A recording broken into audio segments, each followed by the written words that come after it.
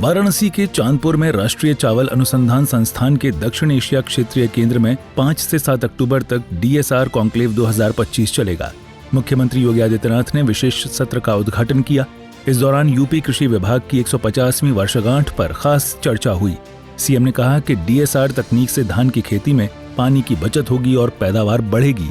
एक नंदी के आराध्य भगवान विश्वनाथ के इस पावन धरा पर डीएसआर जैसी तकनीक पर आयोजित इस कॉन्क्लेव और कृषि विभाग की 150वीं वर्षगांठ के इस कार्यक्रम में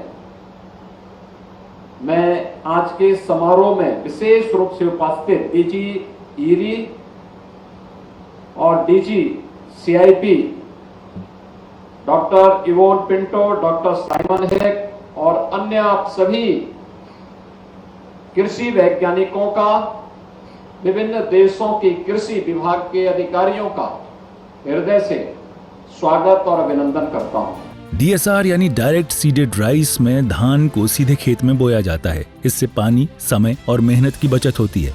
कॉन्क्लेव में 300 से ज्यादा वैज्ञानिकों, किसानों और विशेषज्ञों ने हिस्सा लिया। भारत, बांग्लादेश और नेपाल के विशेषज्ञों ने जलवायु परिवर्तन के बीच डीएसआर को बढ़ावा देने के तरीके बताए। जब हम खेती किसानी की बात करते हैं तो वास्तव में ये आज की नई देन नहीं है। हमें इस बात को याद रखना होगा, भारत के उपनिषद हजारों वर्षों की भारत की ऋषि परंपरा के आध्यात्मिक ज्ञान की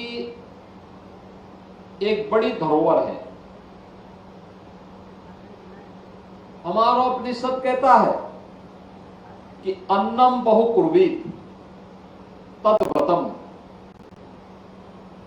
यानी हजारों वर्ष पहले भारत का ऋषि कहता था कि अन्न बाहुल्य का संपादन, यानी अन्न को बड़ी मात्रा में पैदा करो, और यही हमारा संकल्प होना चाहिए। यह भारत का ऋषि हर भारतीय के लिए कहता रहा है, हर नागरिक के लिए कहता रहा है। सीएम योगी ने अपने संबोधन में कहा, डीएसआर किसानों के लिए गेम चेंजर है। ये पर्यावरण को बचाएगा और खेती को आसान बनाएगा। उन्होंने यूपी को 2030 तक वैश्विक खाद्य भंडार बनाने का वादा किया। साथ ही सरकार की योजनाओं जैसे मृदा स्वास्थ्य कार्ड और जैविक खेती को बढ़ावा देने की बात कही। प्राकृतिक उर्वरता खेती में हो, सिंचाई की बेहतर व्यवस्था हो और पर्याप्त मात्रा में धूप हो, और इन तीनों की दृश्य अगर आप देखेंगे तो भारत अत्यंत उर्वरा भूमि है। भौगोलिक दृश्य दुनिया को अगर आप देखेंगे तो दुनिया में सबसे बड़ा विशाल क्षेत्रफल रूसी संघ के पास है। नंबर 2 पर चीन आता है, नंबर 3 पर अमेरिका के पास, यूएस के पास, number 4 Canada, number 5 Brazil, number 6 Australia और नंबर 7 भारत। ये भौगोलिक दृष्टि से। लेकिन कृषि की दृष्टि से आप देखेंगे तो दुनिया के अंदर जितना भी भूभाग है, इसमें से मात्र 10% भूभाग ऐसा है जो कृषि योग्य है।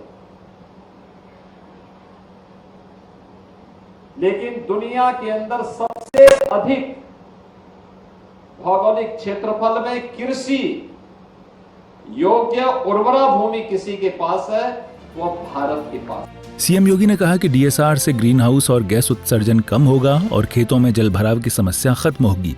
यूपी सरकार इसे लाखों हेक्टेयर में लागू करने की योजना बना रही है। सीएम ने वैज्ञानिकों की तारीफ की और किसानों से नई तकनीक अपनाने की अपील की। क्षेत्रफल में भारत से कई गुना बड़ा, लेकिन उसके पास भी लगभग कमोवेश यही क्षेत्रफल है।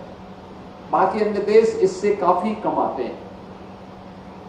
लेकिन जितना भी कृषि योग्य भूमि है, दुनिया के अंदर उसमें सिंचित भूमि की संख्या बहुत कम है लोगों के पास।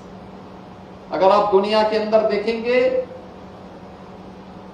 तो भारत दुनिया का एक ऐसा देश है जिसके पास 60% भूमि ऐसी है जिसके पास सिंचाई की बेहतरीन व्यवस्था है या सिंचाई की सुविधा जहां पर मौजूद है। दुनिया के अंदर बहुत सारे देशों में अगर आप जाएंगे कृषि योग्य भूमि है लेकिन उनके पास सिंचाई की सुविधा नहीं है। वाराणसी का ये कॉन्क्लेव यूपी की कृषि क्रांति का प्रतीक बना। डीएसआर तकनीक से किसानों को फायदा होगा और यूपी खाद्य उत्पादन में नया कीर्तिमान बनाएगा। ब्यूरो रिपोर्ट, सूर्या समाचार।